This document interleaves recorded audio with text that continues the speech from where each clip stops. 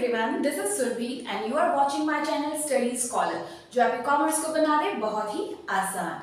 आज इस वीडियो में हम पढ़ेंगे क्लास 12th की मैक्रो इकोनॉमिक्स का first chapter circular flow of income और साथ में ही हम कुछ इंट्रोडक्शन भी पढ़ेंगे।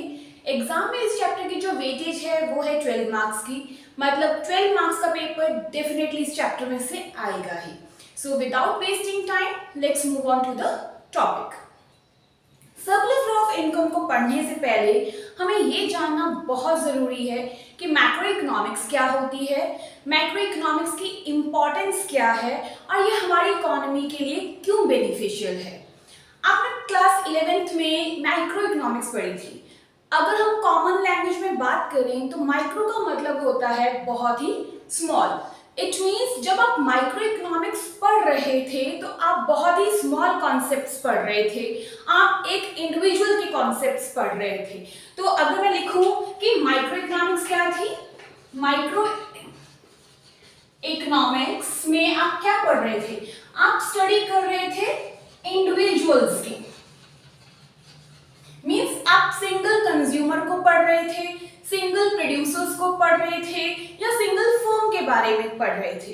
बट जब हम स्विच करते हैं मैक्रो इकोनॉमिक्स में तो मैक्रो का मतलब कॉमन लैंग्वेज में होता है बिग, मीन्स बहुत बड़े लेवल की स्टडी। तो अगर हम बात करें मैक्रो इकोनॉमिक्स की, तो हम इसमें किस चीज की स्टडी करते हैं। अब हमारी इकोनॉमी में सिंगल कंज्यूमर तो होता नहीं है, ना ही सिंगल प्रोड्यूसर है। यहाँ पे नंबर्स ऑफ कंज्यूमर्स हैं, नंबर्स ऑफ प्रोड्यूसर्स हैं, नंबर्स ऑफ इंडस्ट्रीज हैं। तो सभी की प्रॉब्लम एक दूसरे से अलग अलग है और साथ में ही उसके सॉल्यूशंस भी सभी के लिए अलग हैं। तो जब हम पूरे लोगों की स्टडी करते हैं, मींस पूरी इकोनॉमी की स्टडी करते हैं, तो वो जो हमारा कॉन्सेप्ट होता है वो मैक्रो इकोनॉमिक्स का कॉन्सेप्ट होता है। इट मींस मैक्रो इकोनॉमिक्स में हम जो स्टडी करते हैं वो किसकी स्टडी करते हैं, एग्रीगेट्स की स्टडी करते हैं। Aggregates means total number of consumers, total number of producer, means all economy की स्टडी। तो अब हम चलते हैं इसके मीनिंग पर। मीनिंग क्या कहता है, macro word is derived from Greek word macros which means large. Macro word कहां से लिया गया है, मैक्रो वर्ड लिया गया है ग्रीक के एक वर्ड से, मैक्रोस से, जिसका मतलब होता है लार्ज। अब अगर हम बात करें इकोनॉमिक्स की टर्म्स में, in economics large means economy as a whole. Economy as a whole का मतलब क्या हुआ, इकोनॉमी एज अ होल का मतलब हुआ एंटायर इकोनॉमी, पूरी इकोनॉमी की study. Thus, it is that branch of economics which studies economic issues and problems at the level of economy as a whole. अब ये कौन सी इकोनॉमी की ब्रांच है, ये इकोनॉमिक्स की ऐसी ब्रांच है जो हमारी इकोनॉमिक इश्यूज एंड प्रॉब्लम्स को स्टडी करती है at the level of economy as a whole का मतलब पूरी इकोनॉमी के लेवल पर। मींस हमारी पूरी कंट्री में कौन कौन सी प्रॉब्लम्स चल रही हैं या पूरी कंट्री में कौन कौन सी ये इश्यूज हैं और उसको कैसे सॉर्ट आउट करना है, ये सब हम किस में पढ़ते हैं, ये सब हम पढ़ते हैं मैक्रो इकोनॉमिक्स में। Let's take an example. अब हमारी गवर्नमेंट को हम पता ही नहीं होगा कि हमारी इकोनॉमी में अनएम्प्लॉयमेंट की प्रॉब्लम चल रही है और वो जब भी कोई बजट निकालते हैं या कोई पॉलिसी बनाते हैं तो उसमें जो भी वो पॉलिसीज बना रहे हैं वो पॉवर्टी से रिलेटेड बना रहे हैं। तो क्या हमारी सॉल्यूशन सॉल्व होगी, क्या हमारी इकोनॉमी से प्रॉब्लम अनएम्प्लॉयमेंट की सॉल्व हुई, नहीं, वो तो ऐसे ही परसिस्ट करती रही। तो हमारी जो मैक्रो इकोनॉमिक्स है वो हमें क्या बताती है, वो बताती है कि economic issues and economic problems means हमारी कंट्री में अनएम्प्लॉयमेंट की प्रॉब्लम है और हमारी गवर्नमेंट को फिर हेल्प मिलती है कि वो उसी के अकॉर्डिंगली पॉलिसी बनाए सो दैट उस प्रॉब्लम को हम इकोनॉमी से रिमूव कर सके। अब मैं एक वर्ड बताती हूँ, एक मैग्नीट्यूड। इस मैग्नीट्यूड का मतलब क्या होता है, जब हम मैक्रो इकोनॉमिक्स की स्टडी करते हैं तो सारी इकोनॉमी की जो प्रॉब्लम्स का है वो हम उसका मैग्नीट्यूड पढ़ते हैं। मैग्नीट्यूड का मतलब होता है नंबर्स की फॉर्म में, कोई भी चीज नंबर्स की फॉर्म में। मतलब हमें ये पता चलता है कि हमारी इकोनॉमी में 10,000 लोग अनएम्प्लॉयड हैं। जब हमें ये एग्जैक्ट फिगर्स पता होगी तभी तो हमारी गवर्नमेंट उतनी वैकेंसीज निकालेंगी। फॉर एग्जाम्पल, अगर हमारी गवर्नमेंट को पता ही नहीं है कि हमारी इकोनॉमी में 10,000 लोग अनएम्प्लॉयड है, तो अगर वो 1,000 वैकेंसी निकाल दे तो क्या हमारी इकोनॉमी से प्रॉब्लम सॉर्ट आउट हुई? नहीं हुई। तो इसीलिए जो मैक्रो इकोनॉमिक्स है वो क्या करती है, इकोनॉमिक इश्यूज एंड प्रॉब्लम्स की स्टडी करती है in magnitude form, in numbers की फॉर्म में, ताकि हमारी गवर्नमेंट की हेल्प हो सके और उसे वो इजीली सॉर्ट आउट कर सके। अब हम पढ़ते हैं significance of macro economics. Macro economics की इंपॉर्टेंस क्या है, मतलब ये हमारी इकोनॉमी के लिए कैसे बेनिफिशियल है या हमें इसे पढ़ने की जरूरत क्यों होती है। तो पहला पॉइंट क्या है, पहला है डिस्क्रिप्शन ऑफ द इकोनॉमी। ये हमारी इकोनॉमी को डिस्क्राइब करती है। डिस्क्राइब करने का मतलब इकोनॉमी का पूरा स्ट्रक्चर डिस्क्राइब करके हमारे सामने रख देती है। कैसे करती है, एस्टिमेशन ऑफ नेशनल इनकम। जब हम मैक्रो इकोनॉमिक्स की स्टडी करते हैं तो हम उसमें नेशनल इनकम को एस्टिमेट करते हैं, मतलब कंट्री की नेशनल इनकम कितनी है उसे हम स्टडी करते हैं। तो जब हम नेशनल इनकम को स्टडी करेंगे तो हमें पता चलता है कि हमारी इकोनॉमी का नेचर कैसा है। आप यहाँ पर लिख सकते हो कि ये हमारे इकोनॉमी के नेचर को डिस्क्राइब करती है कि हमारी इकोनॉमी का नेचर कैसा है और हमारी इकोनॉमिक एक्टिविटीज का लेवल क्या है।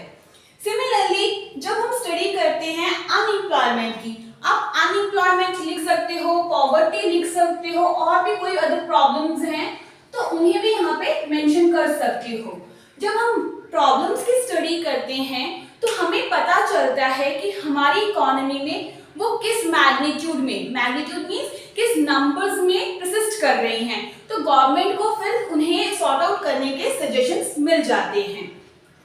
Next is government budget. Government budget में क्या होता है, हर साल जैसे गवर्नमेंट जब बजट को पास करती है तो हमें पता चलता है कि हमारी गवर्नमेंट जो है एक अपनी इकोनॉमी को कैसे रेगुलेट कर रही है, उसको कैसे चला रही है। तो जब हम इन तीनों की स्टडी करते हैं, एस्टिमेशन ऑफ नेशनल इनकम की, स्टडी ऑफ अनएम्प्लॉयमेंट की एंड गवर्नमेंट बजट की, तो इससे हमें क्या होता है, हमें मिलती है अपनी इकोनॉमी का पूरा डिस्क्रिप्शन पता चलता है। नेक्स्ट क्या है, next is economic stability. Economic stability का मतलब क्या होता है, इकोनॉमिक स्टेबिलिटी मींस आर्थिक स्थिरता। हर एक इकोनॉमी को स्टेबल होना बहुत जरूरी है। अगर हमारी कंट्री में बहुत ज्यादा इन्फ्लेशन आ जाए या बहुत ही ज्यादा डिफ्लेशन आ जाए तो हमारी इकोनॉमी रन करनी बहुत ही मुश्किल हो जाती है। तो हमें क्या चाहिए या हमारी गवर्नमेंट को क्या चाहिए कि हमारी कंट्री में इकोनॉमिक स्टेबिलिटी को बरकरार रखे। तो वो उसे कैसे मेंटेन रखती है, वो उसे मेंटेन रखती है with the help of monetary policy and fiscal policy. फिलहाल आप अभी यही पढ़ लो कि मॉनेटरी पॉलिसी और फिस्कल पॉलिसी की हेल्प से गवर्नमेंट जो है कंट्री में इकोनॉमिक स्टेबिलिटी लेके आती है। ये पॉलिसी क्या होती है, क्या इसमें क्या क्या चीजें होती हैं, वो हम डिटेल में नेक्स्ट वीडियोस में पढ़ेंगे, नेक्स्ट चैप्टर में पढ़ेंगे। Next is growth and development. अब ग्रोथ एंड डेवलपमेंट क्या है, जब हमारी कंट्री में की पूरी स्टडी की जाएगी कि उसमें कौन कौन सी प्रॉब्लम्स चल रही हैं और हमारी गवर्नमेंट को सारी इकोनॉमी के बारे में पता चलेगा, तो उन्हें क्या मिलेंगे, सजेशंस मिलेंगे। तो मतलब मैक्रो इकोनॉमिक्स क्या करता है, मैक्रो इकोनॉमिक्स गवर्नमेंट को सजेशंस प्रोवाइड करते हैं ताकि वो उन प्रॉब्लम्स को रिमूव कर सके। अगर हमारी कंट्री से प्रॉब्लम जब रिमूव हो जाएगी तो हमारी कंट्री की ग्रोथ एंड डेवलपमेंट ऑटोमेटिकली हो जाएगी। ठीक है, नेक्स्ट क्या है, next is balance of payment. Balance of payment को हम बीओपी भी कहते हैं। इसके बारे में ज्यादा डिटेल में पढ़ने की जरूरत नहीं है, इसका फुल चैप्टर हम बाद में पढ़ेंगे। तो बीओपी का काम क्या है, बीओपी जो होता है जब हम इसको स्टडी करते हैं तो ये हमारी इकोनॉमी के स्टेटस को बताती है, हमारी कंट्री के स्टेटस को बताती है in relation to rest of the world. Rest of the world means बाहर की कंट्रीज के साथ के अकॉर्डिंगली हमारी कंट्री का स्टेटस क्या है, हमारी कंट्री के एक्सपोर्ट्स कितने हैं, इंपोर्ट्स कितने हैं, या हमारी कंट्री का कैपिटल अकाउंट कैसा है या करंट अकाउंट कैसा है। ये सब चीजों की जब हम स्टडी करते हैं तो हमें पता चलता है हमारी कंट्री का स्टेटस क्या है।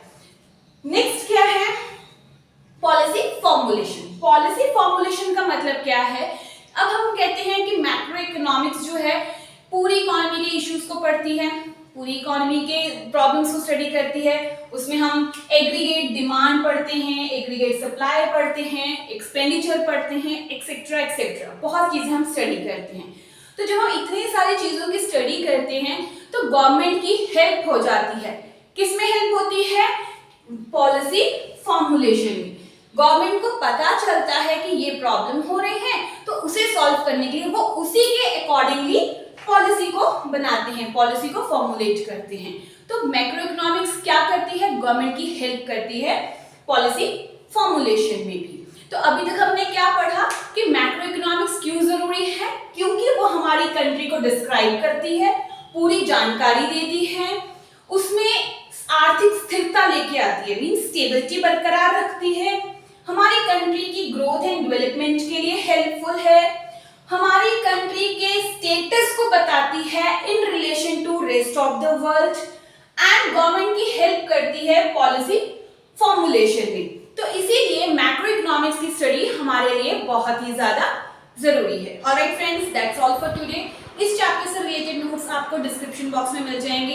If you have any query please do let me know in a comment section. And अगर आपको मेरी वीडियो पसंद आई हो, मेरी मेहनत पसंद आई, तो please like, share and subscribe. Thank you.